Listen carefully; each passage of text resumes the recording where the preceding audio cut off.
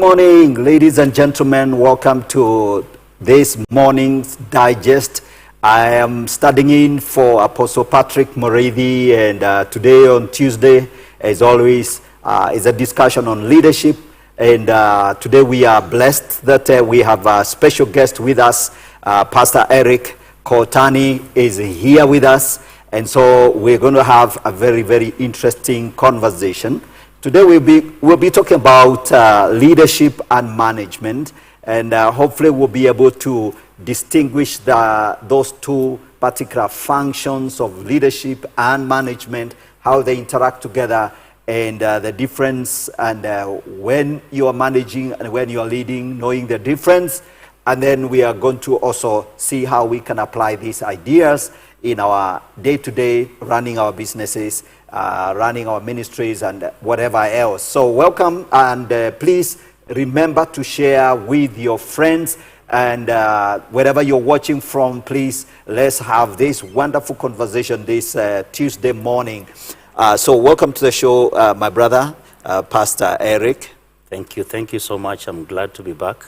Right. Yeah. Okay, very good. Yeah, so I'm made to understand you've been here before, right. And that's a very good thing. So you're familiar with, the morning digest. Right. So we want to dive straight into the conversation. I know today is a very, very busy day.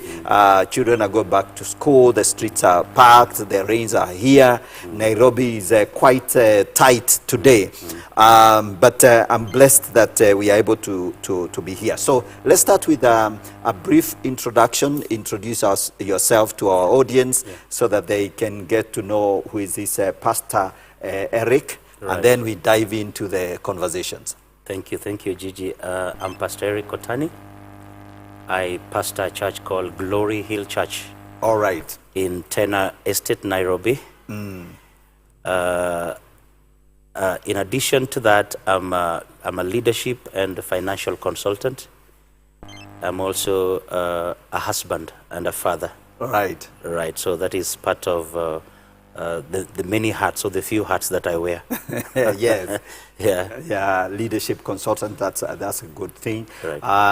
Perhaps you could also, I imagine you've, before you got into the consultancy bit of it, you have a bit of history. Right. Some of the things you've done, maybe it's good to tell people some of the things you've done in the past. I do so many things. One, I'm an author of spiritual books. Okay. I've done so far, I have 13 books in print. Okay.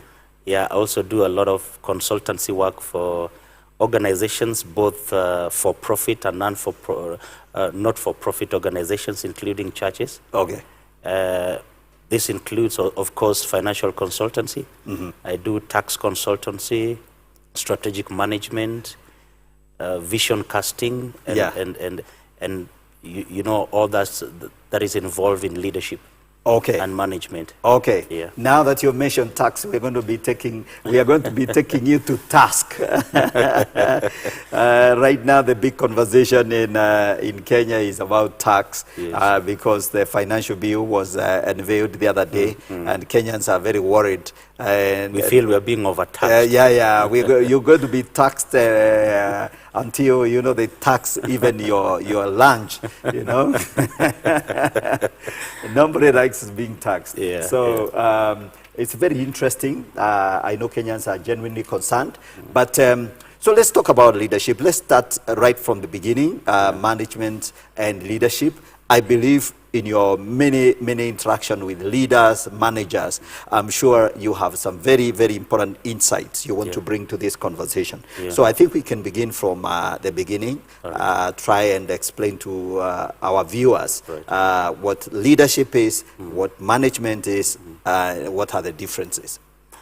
I think one reason why we tend to confuse the two disciplines is because they are related. They are sister disciplines. They work in concert with each other. Leadership without management cannot bring the required results, and management without leadership also cannot bring us the required results. Okay. So we need to know what is leadership and what is management. I think we start with a bit of definition because it's going to help us understand what leadership is all about, and on the other hand, what management is all about. Leadership is all about influence. Influencing people to achieve certain objectives, certain purposes. And leadership mostly is about casting vision, motivating people, inspiring people, and seeking to achieve effectiveness. Yeah, so I love the definition that says leadership is doing the right thing. Management is doing things right. Okay. Yeah. Yeah. That distinction, yeah? Yeah, that is a very clear distinction.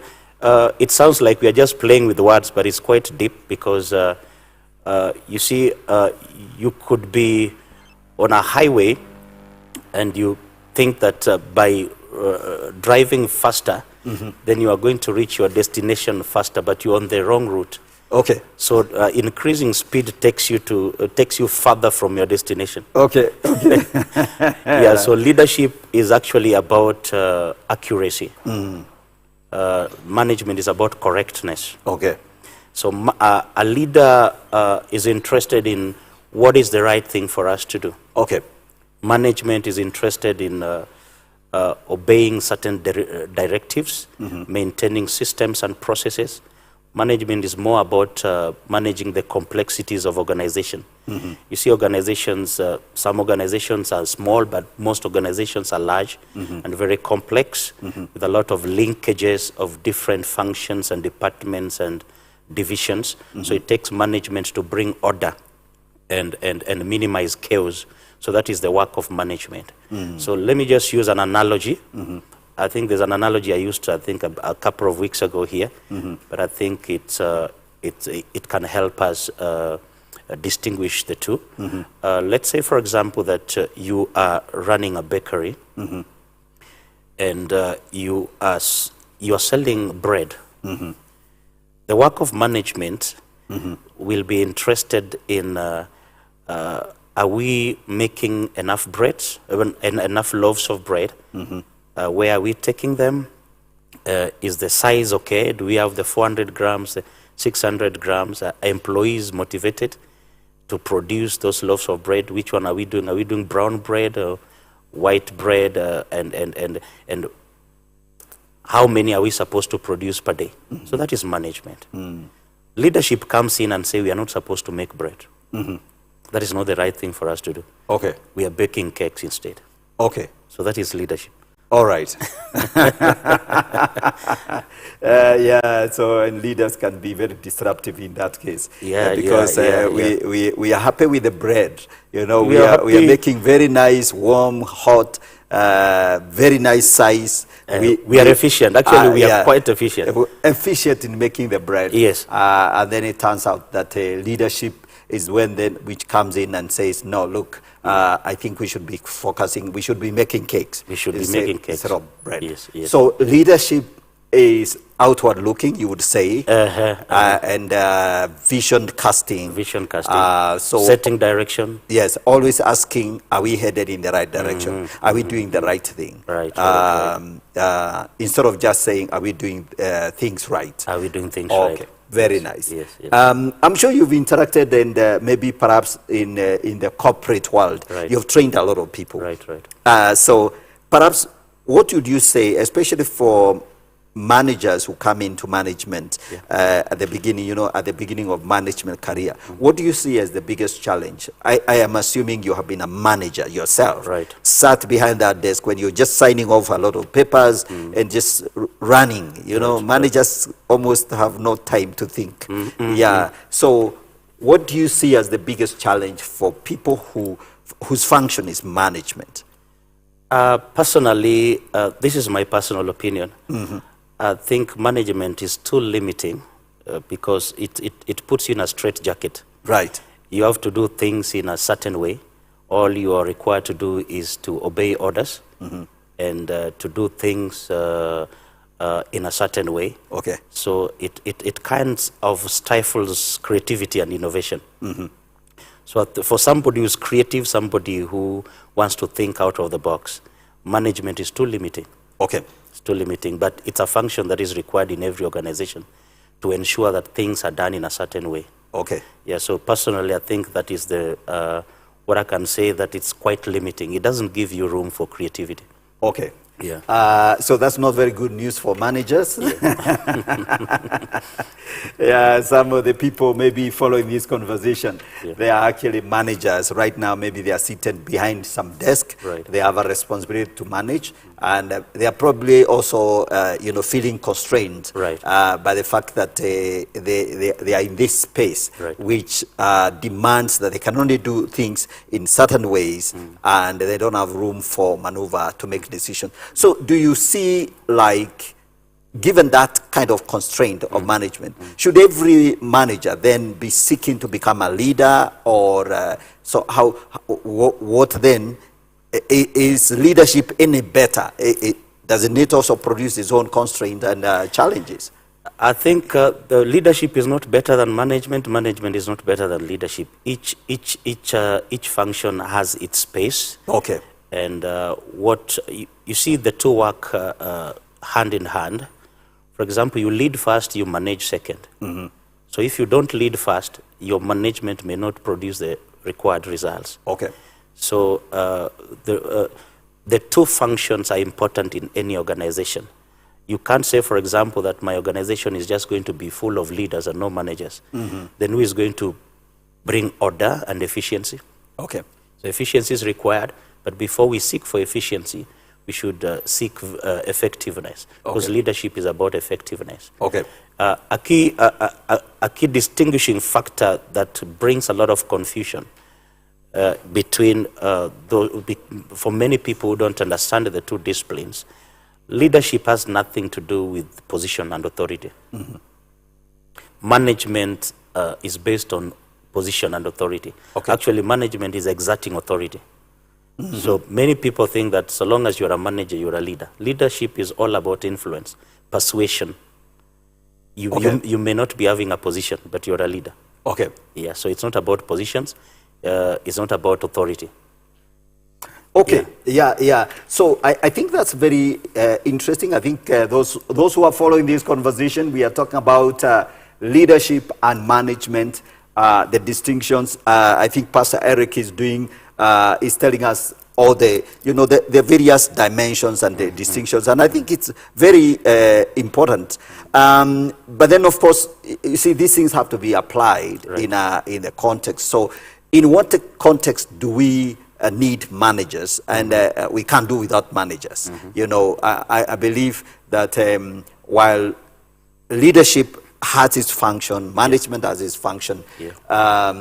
Let's look at a typical organization which has managers. So maybe perhaps you could speak to some of those people who are managers and they are feeling so constrained. What are some of the ways in which they can enhance their management? Let's talk about how to make sure that if you're a manager, you are effective.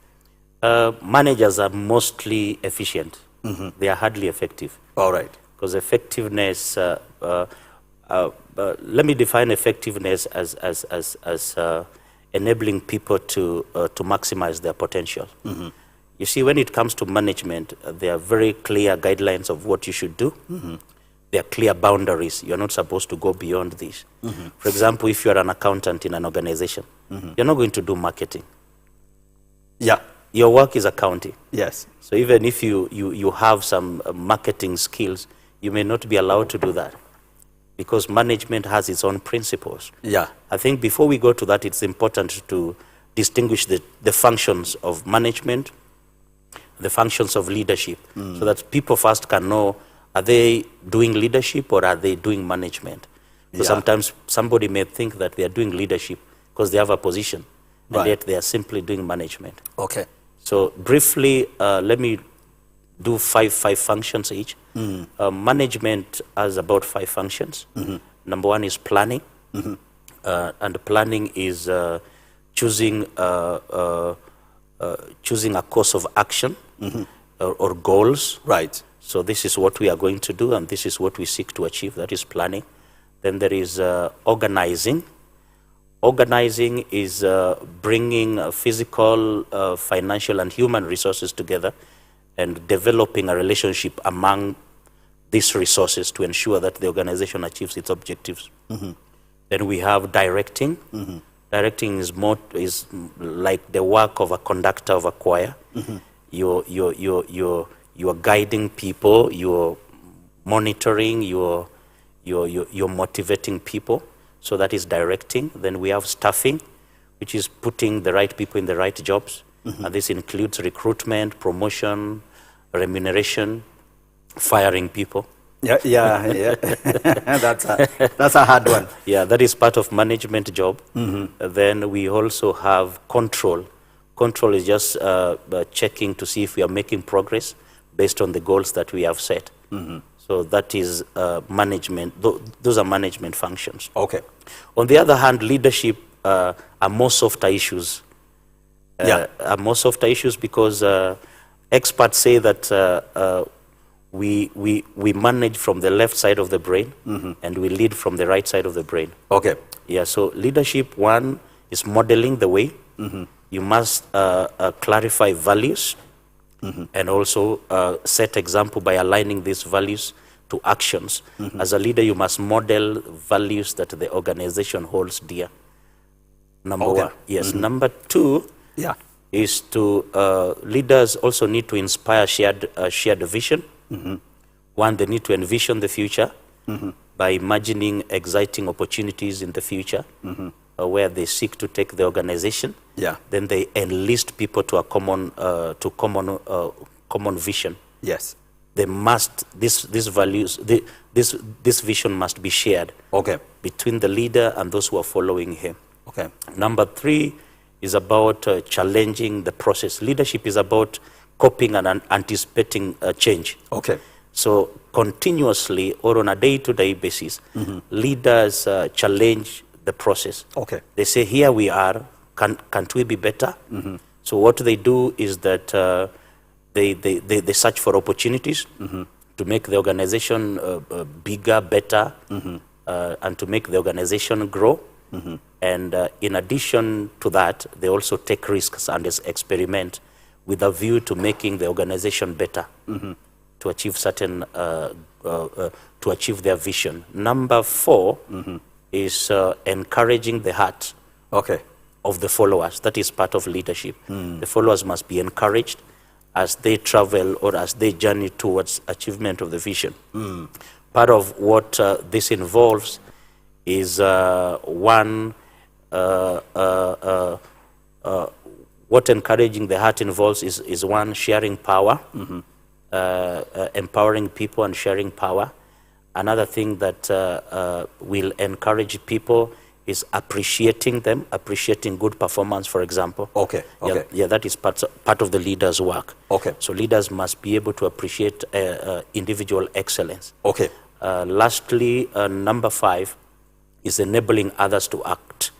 So leaders must be able to create a culture of community, collaborative atmosphere that encourages people to co-own problems and to initiate joint actions. So that is what, you see, the leadership functions are more softer. They are more of the heart than of the, than logical. I think that's amazing. That's really amazing. And I think it becomes very clear, you know, that so there's a whole different kind of, if you want to become a good leader, then you must, you know, begin to pursue building this sort of, you know, skills. So skills for inspiration, skills for how to enlist people, how to influence them and enlist them into whatever direction you want them to go. And then, of course, the whole idea of challenging processes, questioning, you know, and reviewing, and so making sure you're not stuck in the rat kind of a race. And then, of course, taking risk and experimenting. So that means that a leader needs to be very creative, isn't it? A leader needs to scan the horizon. It needs, you see, you've said that leadership is more outward looking. They must understand the macro environment in which they operate. And understand the different parameters affect their organization. For example, they need to know how is technology going to affect us. For example, now we have AI, stuff like chat GPT, stuff like that. The leader must be able to know how is this going to affect us and be able to begin to adjust, because leadership is about leadership is about handling change. Either anticipating change or creating change. Very good. Now we're going to come to the big issues, because as you know very well, right now in our country, we have many problems, or maybe real ones and hypothetical ones, all right? So you're going to be helping us. You're the leadership expert, management expert. So I think you need to help us untangle some of the issues. Now, maybe before we go there, but between the leaders and the managers, who do you see as the most responsible for solving problems within the organization? So if there is a problem, you know, the company is not making money, there are challenges, competition is intense. Is that the problem of leadership or management? Or does it require collaboration between the two main functions? I think first we need to diagnose the problem. Is it a leadership problem or is it a management problem? So you could find that an organization is running into headwinds because the leaders have failed in their duty. One, to direct people towards the vision, or the vision was not inspiring enough. So we must find out, is it a leadership problem or is it a management problem? If it's a leadership problem and we try to fix it through management initiatives, we'll not be able to fix it. And if it's a management problem and we try to fix it through leadership initiatives, we'll not be able to solve it. For example, if it's a management problem, maybe the staff are not up to the task, then that is a management problem. We need to hire right. Yes. But if it's about the organization lost in regard to pursuing the vision, then it is a leadership issue. Yes. So so before you decide which of the two to focus your attention on, if the organization is not doing well, is perhaps you look at both. You have to first of all diagnose the real problem, so that then you can know where the failure is coming from. Let me give you an example. I don't know if you are a soccer enthusiast. I watch. Yes, I watch soccer. For example, if you have a team, and most Kenyans watch English Premier League. For example, if there's a problem with a team like Manchester United, the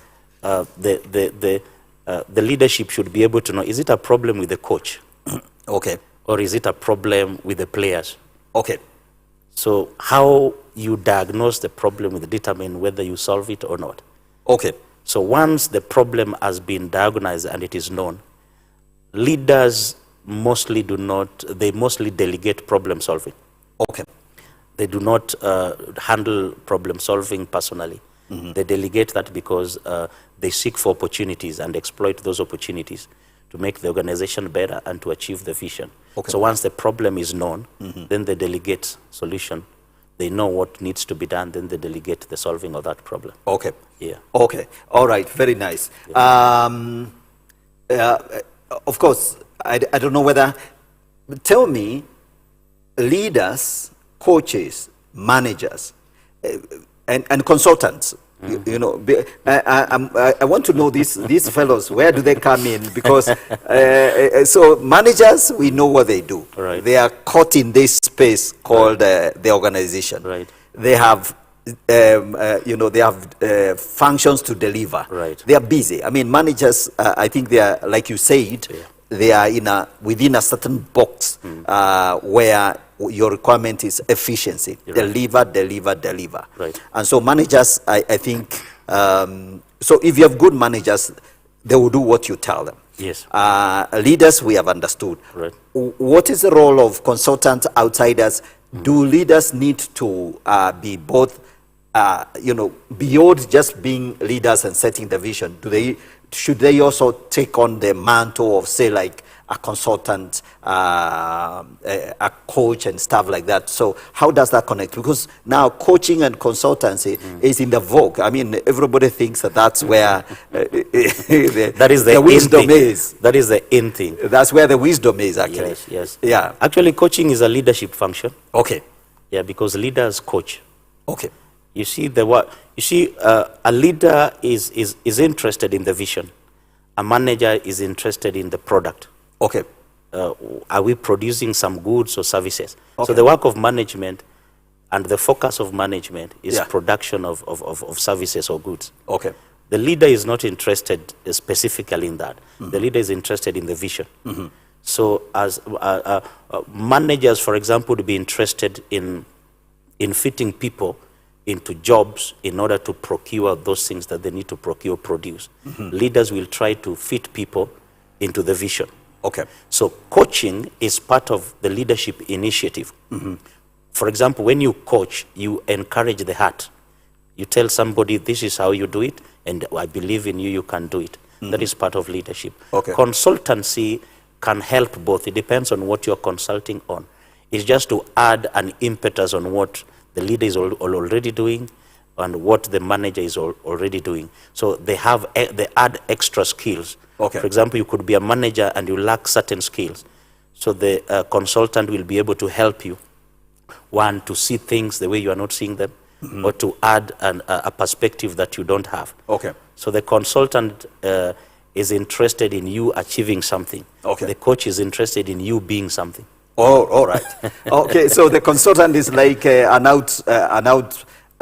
offshot of managers. Yes, yes, yes. So the consultant is very familiar with how things should work, Right. And they see the gaps and they help you become more efficient. Right. Is it more efficient? Yeah, more efficient. More efficient. In your operations. Right. But a coach wants to especially help you become more effective. Yes. So make you better. Yeah. Make you grow. Yeah. So he's coaching you to be a better leader.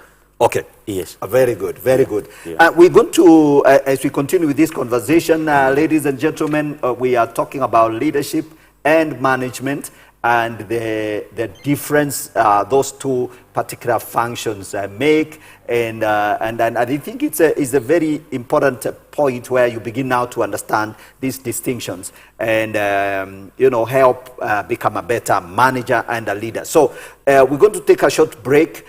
When we come back, we're going to talk about practical things and maybe give examples of some of the things that you can do to become effective as a leader, whether we are talking about a Christian organization, a public profit organization, wherever you work. I think we're going to try and speak to some of the practical ways we can become effective leaders. All right, so let's take a break. We're coming back shortly.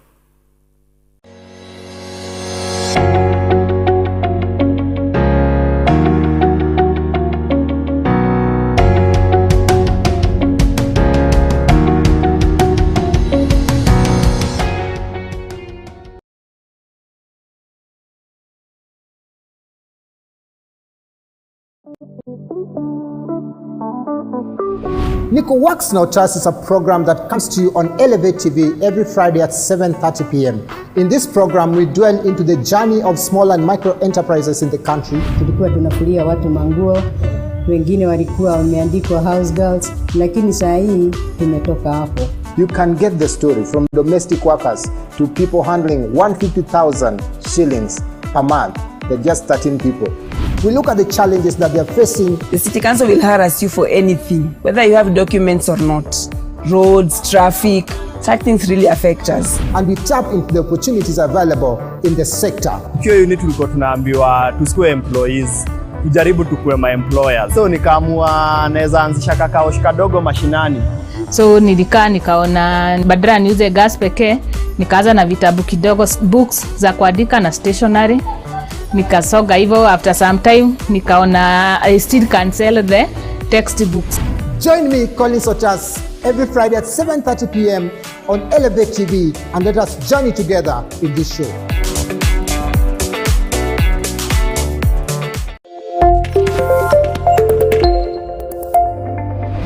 Motive is what determines whether fasting is proper or not. We are fasting because we are led by the Spirit of God.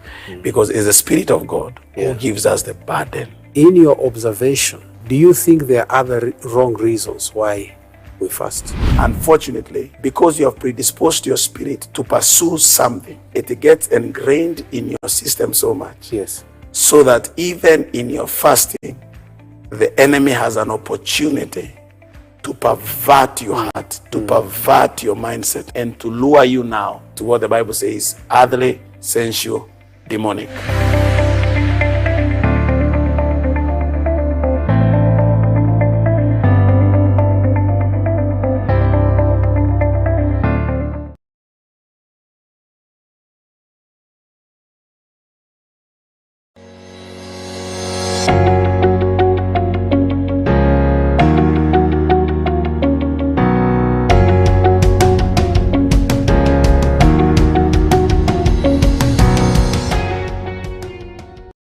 Wow, welcome back. We are talking about leadership and management, and we are having a conversation, just going into the depths of these particular functions, leadership, what it is, why it's different, and management, what it is, why it's different, the key functions of management, because Pastor ERICK here is telling us, we have to be very, we have to, for us to be effective, we have to understand how these functions operate.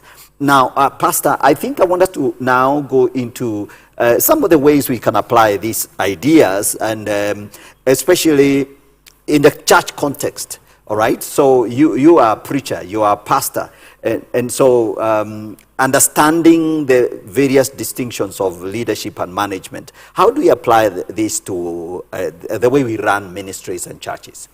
Okay. First of all, leadership needs to begin with defining reality. So we need to know where we are. Secondly, we need to formulate vision. Where do we want to go? Yes. Because leadership is about setting direction and taking people to that direction. So as a church, most churches do not even have vision. Okay. And those that claim that have vision, they just have something scribbled down that they are not passionate about. They are not, there's no fidelity to the pursuit of that vision. Okay. So leadership is about setting direction, and it's about casting vision. Okay. What are we about? Where are we going? You see, somebody said that if you do not know where you are going, any road can lead, any road will take you there. Okay. So if you don't know you are coming to town and you are coming from Kitengela side and you take a journey towards Machakos, you will not get lost because you don't know where you're going. Okay. Yeah. Of course, the challenge is that, no, I think pastors know where they are going. So pastors know where they are going. When you start a church, whether whether the thing written, in your flyer is correct or not, every Sunday you know your mandate. All right. I think you're talking about management. They know what they're supposed to do on a day-to-day basis. Yes. But in 5 years, where should they be? Okay. That is vision. That's where the challenge comes. That is where the challenge comes. Okay. On what we are supposed to do on a day-to-day basis, we know we are supposed to prepare sermons. We know we are supposed to pray. We know we are supposed to disciple people. But then each local church needs to have a specific vision. Because Life Church, for example, may not have the same vision as Deliverance Church. The visions depend on what God has placed in your heart to pursue. Okay. It depends on the community, your community, because vision is also about serving the community. Okay. So your community as Life Church may be different from Deliverance Church community, and even branches of different churches. They must also be having specific visions. So vision is about the future. Okay. And you see, some pastors are only interested in today and maybe next month. Okay. But not 5 years from today. Okay, and I'm actually good to, because you are in this space, you are a leader, you are a consultant, you have worked with very many people. Right. Do you see Do you think that's really the biggest problem? Some of this, I mean, when you look at pastors, the people you interact with, right. What do you see as their biggest challenge, especially leaders of ministries? Do you see whenever you go to church, you interact with other men of God, you interact with ministries. I'm sure you interact with these things. Right. Yeah, so maybe you can say it now on television. This is the problem I see everywhere I go. What is that problem? The main problem in many of our churches is that we seem not to understand the functions of church. Okay. Now, yeah. So now you can go into that. Functions of church, because now this builds into the vision. All right. Because it is through executing these functions that you achieve the vision. Okay. A church, according to me, has about 6 functions. Okay. Function number 1 is to worship the only true God. So yes. So worship is part of the function of the church. Okay. Number 2 is discipleship. Okay. Go ye into the world and make disciples. Not just preach, make disciples of every creature. Okay. So discipleship is a function of the church. There are many churches who are not doing discipleship. They're doing preaching. Okay. Number 3 is fellowship. All right. Fellowship is part and parcel of the function of the church. Do not be unequally yoked together with unbelievers.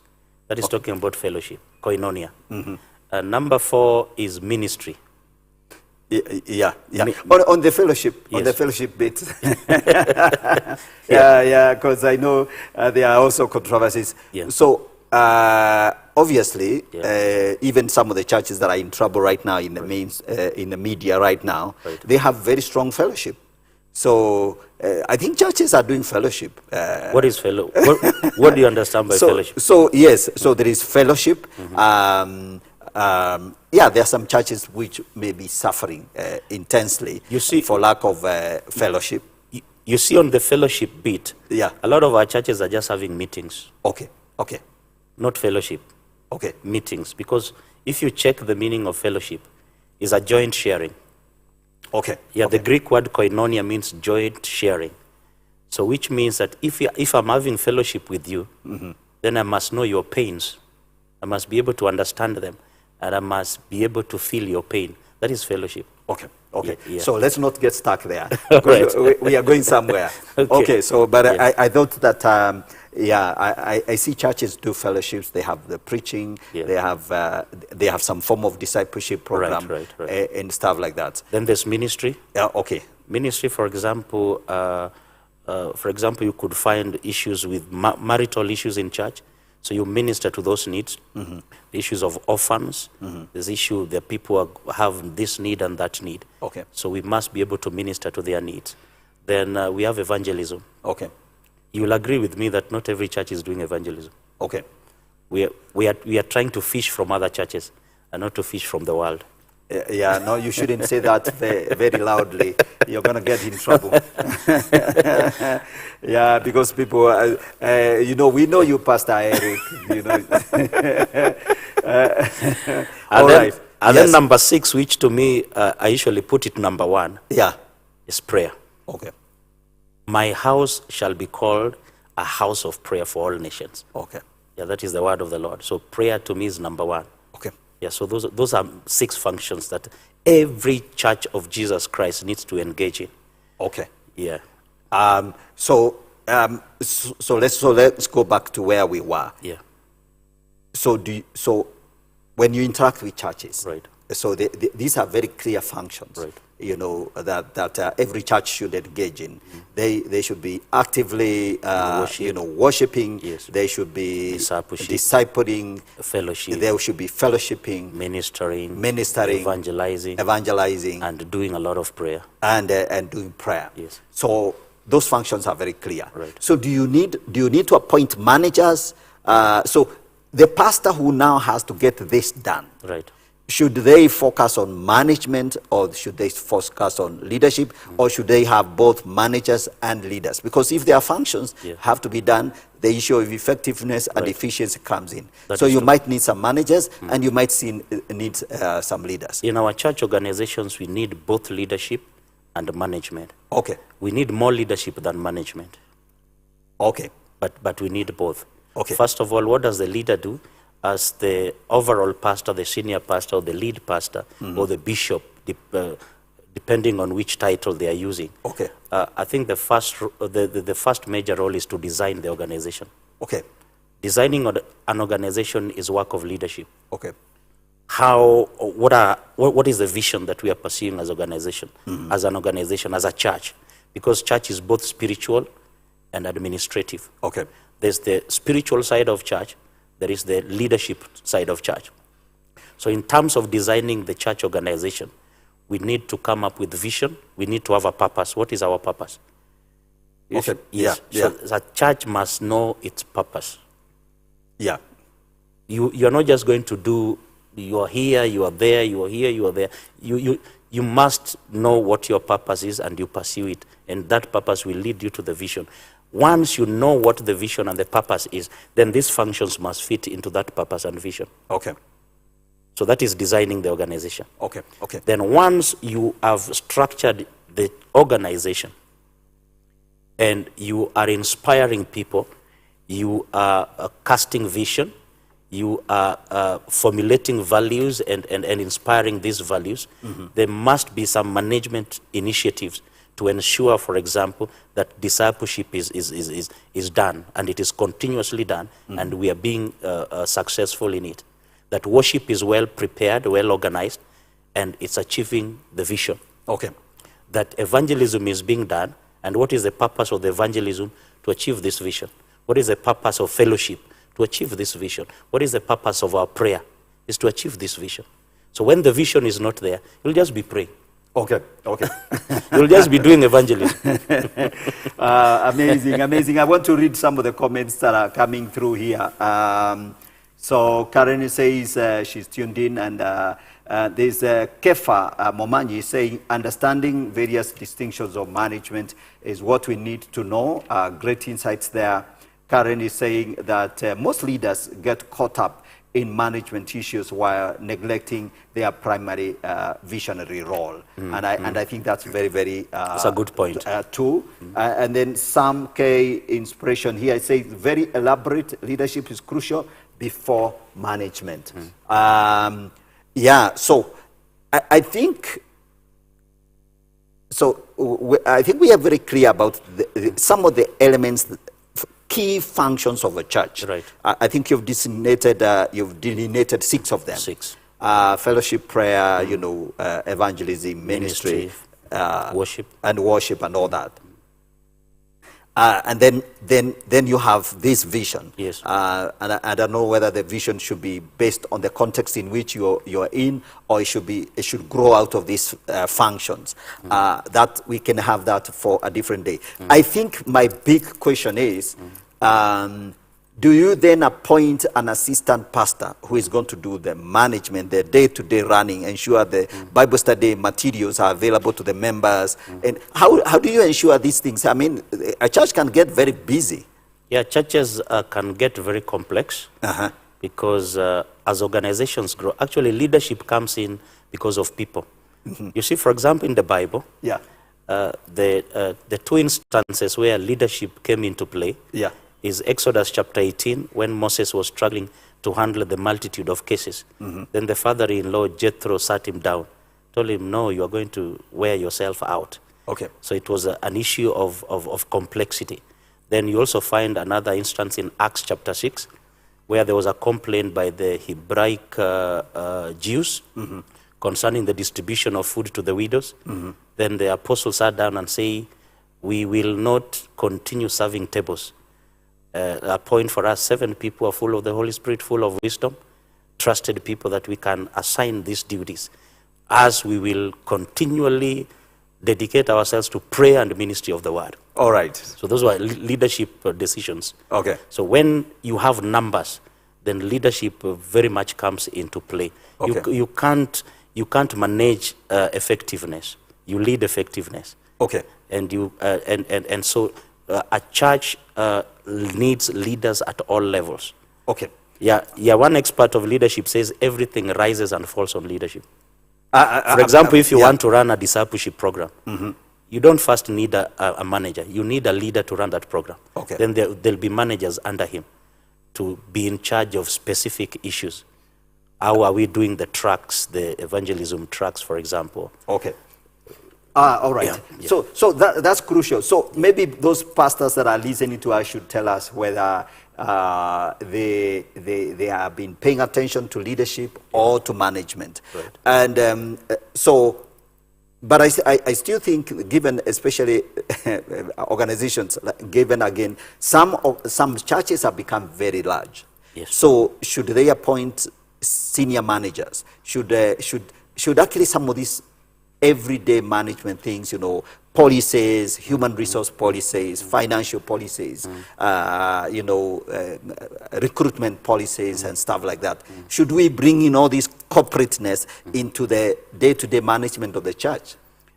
When you look at the church as an organization, there is the church which is the body of Christ. Yes. That is the spiritual aspect of the church. Yes. There is the church which is an organization. Because once you have people, it becomes an organization. Right. So we are not losing view of the fact that the church is the spiritual body of Christ, or the corporate body of Christ. So there are initiatives that will help build the spiritual body. Okay. But there should also be initiatives that bring effectiveness and efficiency concerning the organization itself. Okay. So one, the pastor does not need necessarily to appoint management in every area. You see, part of the function of leadership is to birth leaders of the future. Okay. So if you are a leader worth your salt, you will be raising leaders from within. You'll try as much as possible to multiply yourself and raise leaders within the organization. People who are born again, Holy Spirit filled, and who are also very skilled in leadership. Okay. For functions that you may need to get people, for example, outside the organization. Before you raise, then you can get people and pay. But most churches are not in a position to pay salaries to qualified professionals. Right. So that is a major challenge. Okay. But if the resources were limitless, then I think churches would need to recruit certain professionals to run certain functions within the church. Okay. Yeah. For efficiency. Okay, for efficiency. So there is still a place in the church for managers, good old management. Right. The good old management. The good old management, The traditional management. Yeah, the good old management. You still need somebody to make sure that the bills are paid. Right. The bankings are done. Yes. Accounts are sorted. The church building is repaired. Yes. And repainted. And we are recruiting the right staff and placing them in the right positions. Absolutely. Yes. Absolutely. So I think, that's very well said. That's very well said. What are the other challenges that you've seen within, say, like, whether we're talking about, both church and management, where leadership and management is concerned? Is there a sense in which management and leadership can collide and conflict? And how do you handle that? I think where the major challenge is when the leader neglects or abdicates its leadership role and starts managing. Okay. Then it becomes a mess. Okay. The organization stalls on the way, and then the leader now begins to micromanage, which brings conflict. Okay. Yeah, so that is a major challenge with people who do not know the functions of leadership. They'll want to step out of the area where they need to operate from. Right. And people want to protect their turfs. Okay. Yeah, but if you're a good leader, you will know that your role is to inspire them and to motivate them and to remind them of where you are going. It's not to do their work for them. Okay. Yeah, so sometimes we find ourselves as leaders wanting to manage. Okay, and then of course, you know, there is the old accusation of especially emerging churches. The Pentecostal and charismatic movement has been accused of being a one-man show. Most churches and even ministries, and even some of them very large, but everything is actually run basically from the boot, if not the back pocket of the leader. So could it be that we have overemphasized leadership and neglected management? I think it's not overemphasizing leadership. It's ignorance about what leadership is. Okay. Because a leader should be able to empower people and share power. Okay. You don't want to run everything like a commander. Even military commanders understand leadership better than some of us. You see, because there is empowering people to carry out certain leadership activities. You don't want to do everything. Okay. And even God in his own wisdom has not placed all the gifts and all the abilities in you. So there are people who are better than you in communication. Okay. There are people who are better than you in organizing. There are people who are better than you, for example, in carrying out one activity after another. So your work is you are the inspirer, you are the coach, you are the facilitator. Tell them, go on, I believe in you. That is where we are going. Can we go? Yeah. That is leadership. Pastor Eric, you know, everything rises and falls with Papa. You know, he's the man of God. The big man. He is the father of the house. Yeah. I mean, and I'm saying that with all due respect. Right. I mean, and not to disrespect leaders of ministries. Right. But maybe perhaps there is a sense in which we can kind of like narrow everything to the man of God and overwhelm the man of God, while actually perhaps we should be the man of God himself should step out of their way and delegate as much as possible so that they get things done and not having to handle everything. Okay, very well.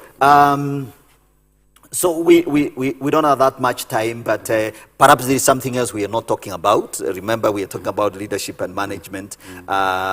Is there something else that you feel that we need to pay attention to before we close this program? I think we will do our viewers a great service if in addition to just listing the functions, we just compare and contrast the functions in a live case. For example, planning, we have said planning is a management activity. Yes. So what do leaders do instead of planning? Yes. Leaders, instead of planning, they set direction. Okay. They set direction, they cast vision, and they come up with strategy. So the manager thinks about plan, the leader thinks about strategy and vision. Okay. That is a big difference. So if you find a leader who is always planning, he's doing management. Okay. He's not doing leadership. Secondly, we have said that organizing and staffing is a management activity. Then what do leaders do? You see, managers are focused on the job. Leaders are focused on the vision. So whereas managers would want to find the right fit between the staff and the job, leaders, on the other hand, will want to find a fit between the people and the vision. Okay. The leader is more interested in alignment, and alignment is more of communication than design. So the leader will want to communicate that this is where we are going. He's not going to say you are in the wrong position, because leadership is not about it's not about position and authority. Just about taking people to a certain direction, influencing them and inspiring them. Okay. I can also say that while managers may be focused on controlling activities and solving problems, leaders, on the other hand, will be looking for opportunities to exploit, and they will be delegating problem solving. Okay. And be looking for opportunities to improve the organization. Lastly, I think it's good to mention that the management will mostly rely on the formal networks within the organization, departments, divisions, and stuff like that, to carry out their management activities. A manager relies so much on these networks that the organization has created. But a leader who wants to carry out his leadership activities must be interested and must create networks of informal relationships within the organization. You may find the leader talking to the watchman. Okay. What is he trying to do? Is creating informal relationships. Okay. That is not based on departmental-wise kind of arrangement. So leaders look to create these informal networks in order to inspire and motivate towards achieving of the vision. Okay. Yeah. Okay. And I think that matters very well said. Matters very, very well said. And I think it's important for leaders to really understand their role, to really, you know, step up. And I think among church leaders especially, you know, ministries, I think given what you're describing, I would say that church need more leaders than managers. That is true. But they still need a bit of management, yeah. and they must understand the difference. Right. So that church leaders don't then get bogged down in management. In management. They may be managing the wrong thing. Okay. Okay. Sawa sawa. Yeah. Sawa sawa. All right. Now, we just mentioned in touching very, very briefly about conflict management, from a leadership management point of view. Perhaps are there some important guidelines you would give, especially when you are solving a problem or a conflict, both guideline to the leader and guideline to the manager? Problem solution? Say conflict. Let's just say there is a fallout. You know, there is a problem within the organization. How do you? What's the role of the leader in that? Maybe we need to clarify that. I think you've mentioned it over, but maybe we can go back to that. What's the role of the leader in that? I think the role of the leader is, one, to understand where the problem is coming from. Is it a leadership issue? Okay. Most problems in organizations arise because of discordant values. Okay. Value. What is the institutional value system of the organization? Okay. What are the standards that we have? For example, when you are making a decision, what are the standards that guide us? Those are values. Every organization needs to have a value system, so that if there are conflicts, we must go back to the values. Did we live according to the values? Is a conflict arising because that this person is not sharing our values as an organization? Okay. So most conflict, according to me, arise because of discordant values. Okay. Yeah. All right. Yeah. So that's brilliant. That's brilliant. And so you must align values. We must make sure the values are clearly designated. Yes. And yes. should we also maybe write the vision and put a big billboard at the front of? I see a lot of what I see as scriptures, maybe not the vision. Yeah. Most people just pick a scripture and put it there. It looks beautiful. Yeah. But does it serve the purpose? Okay.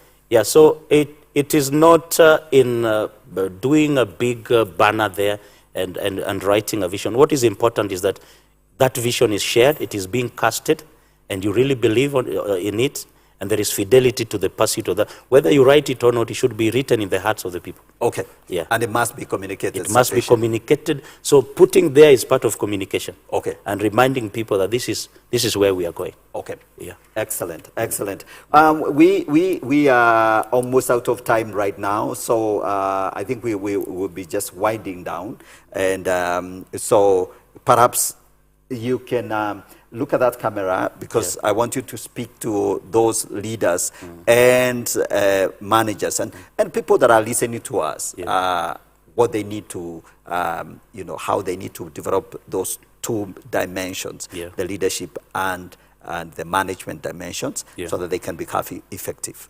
Okay. All right. Specifically, I want to speak to the churches that we really appreciate the work that the church, the pastors are doing, and the leadership of the church are doing. But we need to go back to the drawing board and ask ourselves, are we doing the right thing as a church? We have looked at the functions of church, and we have seen that part of the functions of leadership is to formulate vision, purpose, and values. Is this what you are doing? At the end of it all, this is what the Lord who called you requires you to achieve. So if you're not doing the right thing, you may not be able to achieve it. So we want to encourage you to seek to understand what leadership is all about and redefine the vision if your vision is not working. Okay. Yeah. Very good. Excellent. Yeah, there we are, ladies and gentlemen. It's been an interesting conversation. Thank you for participating. Thank you for writing to us. Thank you for the comments we've seen from you. We truly appreciate all of you. We hope you have learned and you are better prepared to be effective both as a leader and as a manager, and you understand the difference. And so thank you very much, Pastor ERICK Kotani. We truly appreciate your wonderful insights, and we wish you well. And we look forward to having you again on this show, so you can expound more on these aspects and enlighten us. So thank you so much, ladies and gentlemen. That's all we had for you today. We're signing up. I've been your host, Godfrey Gichuki, standing in for Apostle Patrick Moravi. Wherever he is, I know he's following this conversation. God bless you. We'll see you another day. Keep it Elevate TV. Once again, every Tuesday, we focus on leadership, and God bless you. We'll see you again. Amen. Bye-bye.